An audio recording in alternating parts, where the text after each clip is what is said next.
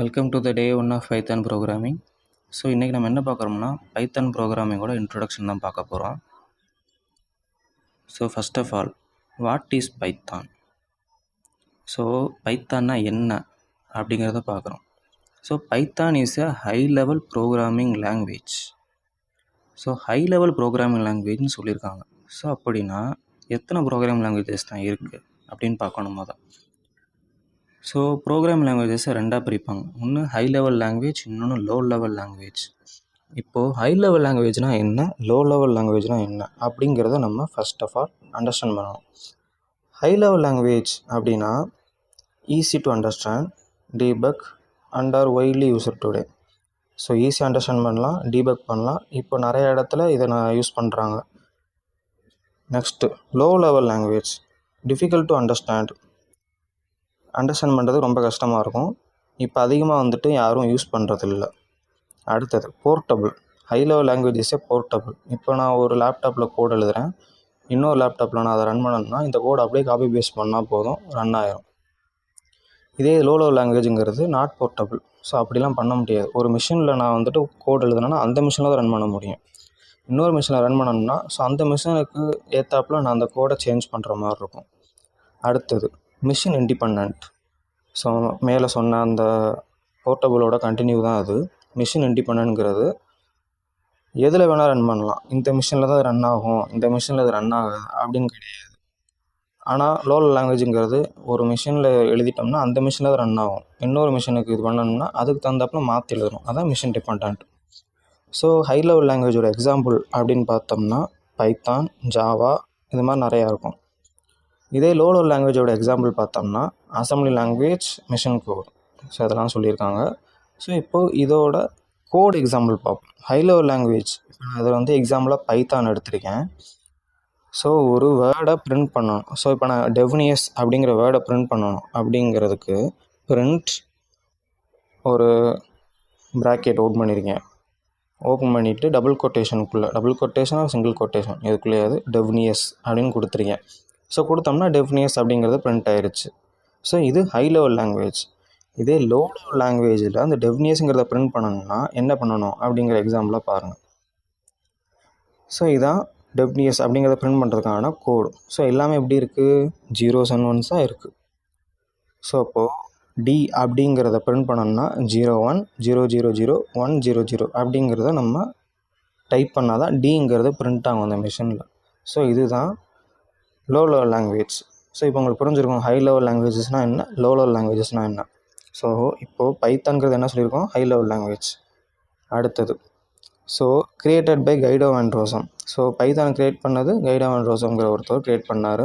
So 1991 அவர் create பண்ணி first release பண்ணார். ஓகேயா. Python is an interpreted language. அது என்னப்பா இன்டர்பிரட்டட் அப்படின்னு பார்த்தோம்னா ஸோ மொத்தம் அதில் என்ன லாங்குவேஜஸ் இருக்குது, அதில் எப்படி பிரிக்கலாம் அப்படின்னு பார்த்தோம்னா கம்பைலர் இருக்குது, இன்டர்பிரட்டர் இருக்குது. ஸோ இதை ஒரு எக்ஸாம்பிளாக நம்ம சொல்லலாம். எப்படின்னா ஒரு புக்கை இமேஜின் பண்ணிக்கலாம். ஸோ என்ன புக்கை இமேஜின் பண்ணலாம், இப்போ புக்குன்னொடனே எனக்கு திருக்குறளை எடுத்துக்கலாம்.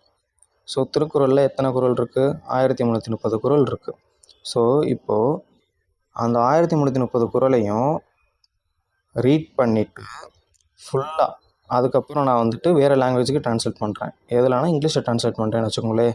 1330 குறளையும் நான் தமிழில் ரீட் பண்ணிவிட்டு அப்படியே நான் மொத்தமாக திரும்பவும் 1330 குறளையும் இங்கிலீஷில் அப்படியே எழுதுனேன்னா அது கம்பைலர். இதே இது இன்டர்பிரட்டருங்கிறது ஒரு குறளை படிச்சுட்டு அந்த குறளை இங்கிலீஷில் ட்ரான்ஸ்லேட் பண்ணணும், அடுத்த குறளை படிக்கும், இங்கிலீஷில் ட்ரான்ஸ்லேட் பண்ணணும். ஸோ இப்படியே பண்ணிக்கிட்டே வந்துச்சுன்னா அது இன்டர்பிரட்டர். ஸோ இன்னும் சொல்ல போனோம்னா இன்டர்பிரட்டருங்கிறது லைன் பை லைனாக எக்ஸிக்யூட் பண்ணணும். ஓகேயா. ஸோ உங்களுக்கு இன்னொரு எக்ஸாம்பிள் சொல்லணும், புரிகிற மாதிரி சொல்லணும்னா இன்னொரு எக்ஸாம்பிள் என்னென்னா இப்போ ஒரு ஹோட்டலில் எக்ஸாம்பிளுக்கு எடுத்துக்கலாம். இப்போ அந்த ஹோட்டலில் 2 சர்வர் இருக்காங்க. ஸோ 2 சர்வருக்கு பேர் வச்சுக்கலாம். இப்போ சந்தோஷ் அப்படிங்கிற ஒரு சர்வர், லக்ஷ்மண் அப்படிங்கிறவர் இன்னொரு சர்வர்னு வச்சுக்கலாம். இப்போ சந்தோஷங்கிற சர்வரால் கஸ்டமர்கிட்ட மொத்தமாக ஆர்டர் எடுக்க முடியும். ஸோ இப்போ ஒரு 3 கஸ்டமர் வந்திருக்காங்க. ஸோ இப்போ 3 customer, first customer idli order பண்ணுறாரு, செகண்ட் கஸ்டமர் தோசை ஆர்டர் பண்ணுறாரு, தேர்ட் கஸ்டமர் பூரி ஆர்டர் பண்ணுறாரு. அப்படின்னா சந்தோஷால் இந்த 3 ஆர்டரையும் மொத்தமாக எடுத்து அதை 3 பேத்துக்கும் சர்வ் பண்ண முடியும் அந்த ஆர்டரை. அப்படி பண்ணாருன்னா அவர் தான் கம்பைலர். இதே லக்ஷ்மணால் ஒன் டைமில் ஒரு ஆர்டர் தான் எடுக்க முடியும். இப்போ வந்துட்டு லக்ஷ்மண் போயிட்டு கஸ்டமர்கிட்ட போயிட்டு இட்லி ஆர்டர் எடுக்கிறாரு. எடுத்துகிட்டு அந்த இட்லியை சர்வ் பண்ணி முடிச்சுட்டு தான் அடுத்த ஆர்டர் எடுப்பார். நெக்ஸ்ட்டு கஸ்டமர்கிட்ட இருந்து அடுத்த ஆர்டர் எடுப்பார். ஸோ இப்படி லைன் பை லைனாக வந்துச்சுன்னா அது இன்டர்பிரட்டர். ஸோ இப்போ புரிஞ்சிருக்கும்னு நினைக்கிறேன். இப்போ உங்களுக்கு புரிஞ்சிருக்கும். பைத்தான் வந்துட்டு ஒரு இன்டர்பிரட்டர் லாங்குவேஜ். ஓகேயா? இப்போ அடுத்தது ஒய் பைத்தான். எதுக்கு பைத்தான் யூஸ் பண்ணுறோம்? ஸோ பைத்தான் வந்துட்டு டிஃப்ரெண்ட் பிளாட்ஃபார்ம்ஸில் ஒர்க் பண்ணணும். அதாவது வந்துட்டு விண்டோஸ்லேயும் ஒர்க் பண்ணணும், லினக்ஸ்லேயும் ஒர்க் பண்ணணும், மேக்லேயும் ஒர்க் பண்ணணும். ஈவன் இப்போ ஆண்ட்ராய்டில் கூட இப்போ பைத்தான் வந்துட்டு ஒர்க் ஆகும். ஓகேயா? இப்போ அடுத்தது Python as a simple syntax similar to English language. So பைத்தானோட சின்டெக்ஸ், அதாவது கோடு எழுதுகிற சின்டெக்ஸ்ன்னு சொல்லுவோம், அதெல்லாம் இங்கிலீஷ் லாங்குவேஜுக்கு சிமிலராக இருக்கும். ஸோ அதனால் புதுசாக படிக்கிறவங்களுக்கு பைத்தான்ங்கிறது ரொம்ப ஈஸியாக இருக்கும். அடுத்தது Python syntax that allow developers to write program that fewer lines then some other program language. இப்போது நான் ஒரு எக்ஸாம்பிள் ஒன்று உங்களுக்கு காமிச்சேன். ஸோ அதில் பிரிண்ட் அப்படின்னு டெஃபினியஸ் அப்படின்னு நம்ம போட்டாச்சு. ஸோ ஒரு வார்த்தையை பிரிண்ட் பண்ணணும் அப்படின்னா பிரிண்ட் அப்படிங்கிறது கொடுத்தா போதும். ஸோ இது பைத்தானில் ஈஸியாக முடிஞ்சிருச்சு. இதே இது ஜாவாவில் போகணுன்னா ஜாவாவில் இதே இது வந்துட்டு ஒரு 4 லைன்ஸ் ஆர் 5 லைன்ஸ் நம்ம கோட் பண்ணுற மாதிரி இருக்கும் இதை பிரிண்ட் பண்ணுறதுக்கு. ஸோ அப்போது டைப், அதாவது ஃபியூவர் லைன்ஸில் ஒரு இதை வந்துட்டு நம்மளால் எக்ஸிக்யூட் பண்ண முடியும் பைத்தான் வச்சுருந்தோம்னா. அடுத்தது ஃபியூச்சர்ஸ். பைத்தானில் என்னென்ன ஃபியூச்சர்ஸ்லாம் இருக்குது? Simple and readable Sintex. So சிம்பிளாக இருக்கும், சின்டெக்ஸ்லாம் ரீடபுளாக தான் இருக்கும். So dynamic typing. Dynamic typing அப்படின்னா என்னென்னு பார்த்தோம்னா, இப்போ வந்துட்டு ஒரு வேரியபிள் ஒன்று டிக்ளேர் பண்ணுறோம். இப்போது ஏங்கிற ஒரு வேரியபிள் டிக்ளேர் பண்ணணும். இப்போ ஏக்குள்ளே 10 அப்படின்னு இருக்குன்னு வச்சுக்கோமே. இப்போ ஏங்கிற வேரியபிள் இப்போ ஜாவாவில் டிக்ளேர் பண்ணோம்னா முன்னாடியே நம்ம சொல்லியிருக்கணும். ப்ரோக்ராமுக்கு உள்ள கோடு எழுதுறதுக்கு முன்னாடி வெளியில் சொல்லணும். என்னென்னா, நான் ஏங்கிற ஒரு வேரியபிள் டிக்ளேர் பண்ண போகிறேன், அந்த டேட்டா டைப் வந்துட்டு இன்டிஜர் அப்படிங்கிறத நம்ம சொல்லணும்.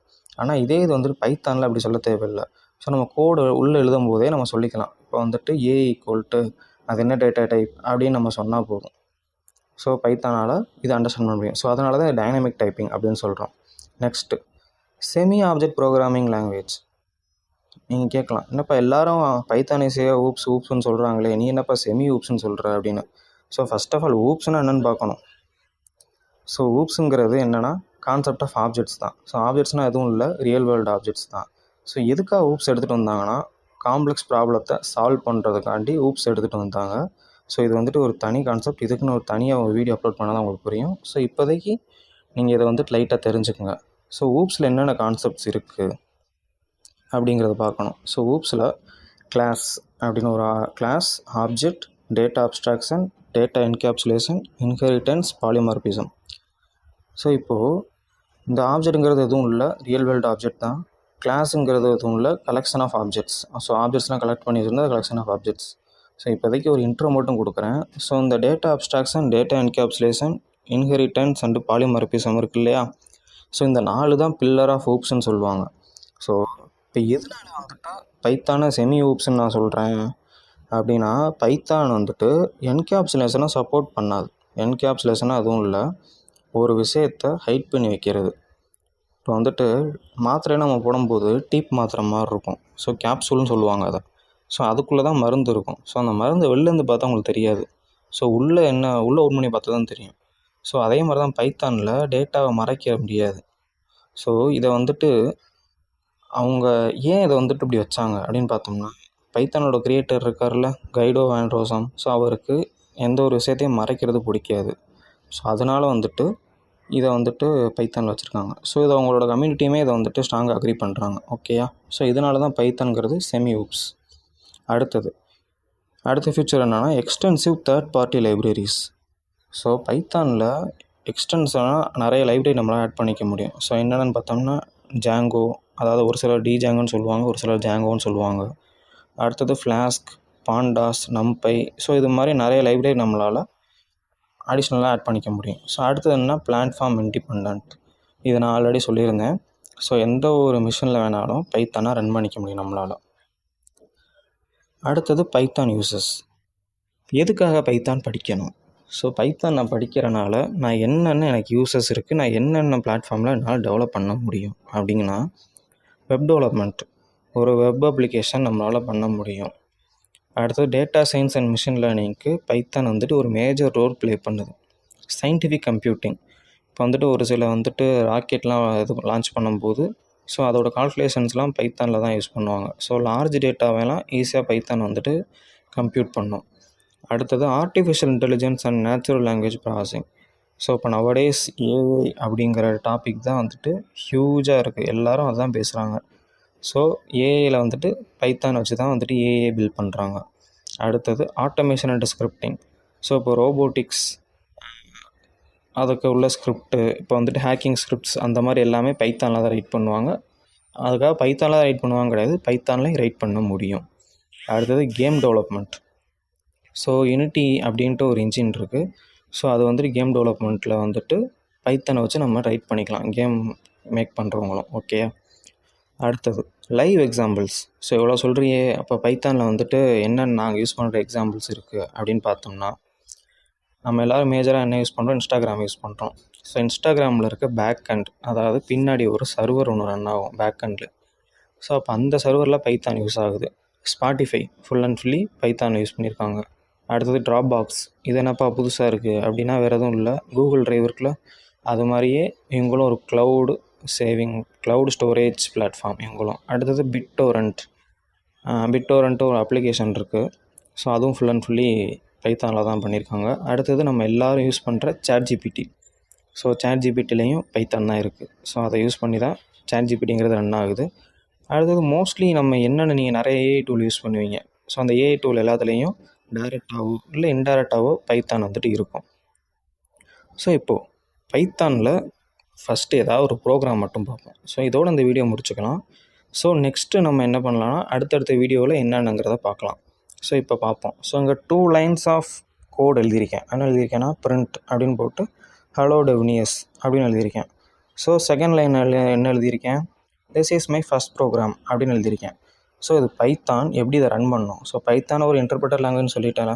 ஸோ இப்போ எப்படி ரன் பண்ணோம்னா print hello devnius அப்படிங்கிற ரீட் பண்ணிவிட்டு அதை பிரிண்ட் பண்ணிடும், hello devnius அப்படிங்கிற பிரிண்ட் பண்ணிடும்.